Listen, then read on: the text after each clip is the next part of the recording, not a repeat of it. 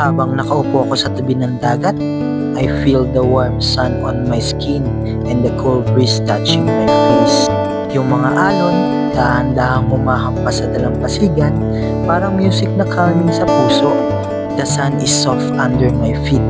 At tuwing may dumarating na alon, para bang binubura nito lahat ng pagod at problema ko. I hear laughter from kids playing. May mga sigal na lumilipad sa langit. At sa bawat hininga ko, I feel so alive. At sa bawat moment na to, wala akong iniisip na trabaho, stress o kahit anong mabigat. It's just me, the ocean, the sky, and peace. Napapangiti ako habang pinagmamasdan ng sunset. Ang ganda ng kulay ng langit, parang painting. I close my eyes, take a deep breath, and I feel thankful.